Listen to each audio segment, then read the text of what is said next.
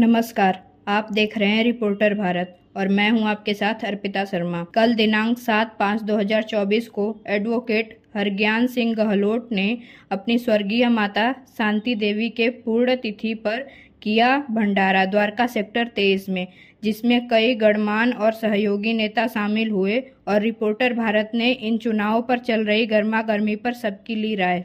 ये भंडारा एक अपना जाति तौर पे तो है ही है, पर सबसे बड़ा ये कि संदेश है। हर आजकल के समय के लिए ऐसा संदेश हर घर में होना चाहिए। जो अच्छी औलाद है, अगर वो अपने बड़ों को याद करती है और उनके लिए कोई दान पुण्य करती है, तो इससे बड़ा कोई कार्य मेरे ख्याल से नहीं है। और मुझे तो इस बार भंडारे में और ज़्यादा खुशी यूँ है कि मेरी बेटी और दामाद ने नहीं, बल्कि मेरे देवते और भाऊ ने भी काम जो है वो आगे बढ़ाने का प्रण लिया है। भगवान इन्हें ऐसे ही आगे बढ़ाता रहे, हमारा पूरा आशीर्वाद इनके साथ है। मेरा नाम राजकुमार कुटेल है। मैं नारंग कॉलोनी जनकपुरी में रहता हूँ। अभी एमसीडी का हम चुनाव भी लड़े थे वार्ड नंबर 106 से, और ये हरज्ञान गहलोत जी हमारे चाचा भी लगते हैं।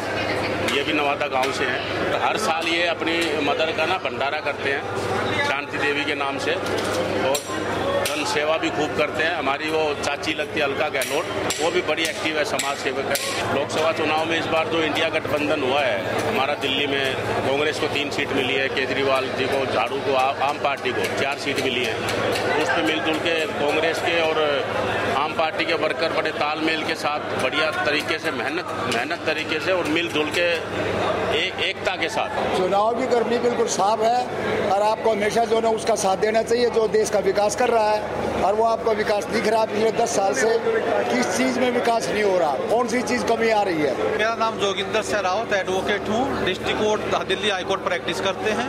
चुनाव की गर्मी ज्यादा है, मौसम की गर्मी कम है, और जनता बदलाव चाहती, बदलाव होगा। बदलाव ये कि 10 साल हो गए, एक पार्टी में चेंजेस आने चाहिए। सरकार में जो ना स्थापित सरकार है, कुछ ना कुछ उसकी अनीतियाँ बढ़ जाती हैं, तो इसलिए एक समय के बाद एक बदलाव जरूरी है। देखो, as a voter of this Lok Sabha,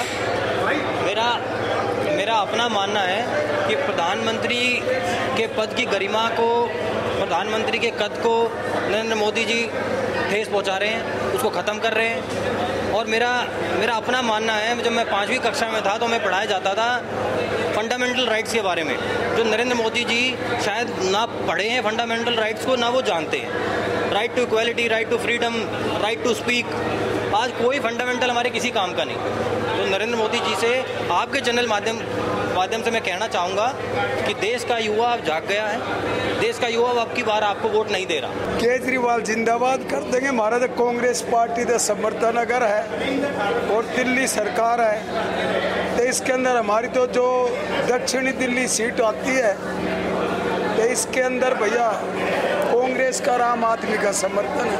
प्रधानमंत्री तो सबको पता, आपको भी पता। ये सवाल तो ऐसे वाजिब था नहीं, मोदी ही बनेंगे प्रधानमंत्री। तो एक शेर के पीछे कितने भी गिदड़ लग लो, उससे क्या फर्क पड़ता है। हाँ, बिल्कुल मानते हैं। सातों के साथ सीट जो है दिल्ली में बीजेपी को जा रही है। जो काम हुए हैं, जो विकास हुआ 10 साल में, वो पहले कभी नजर नहीं आया। हमारी उम्र ये हो गया, हमने तो पहले तो नहीं देखा कभी ऐसा जैसा 10 साल में देख रहे हैं। ये इनका अपने माता पिता के प्रति प्रेम है, जिन्होंने उनको इस दुनिया में लेकर आए, जिन्होंने इनको इतना सम्मान दिया।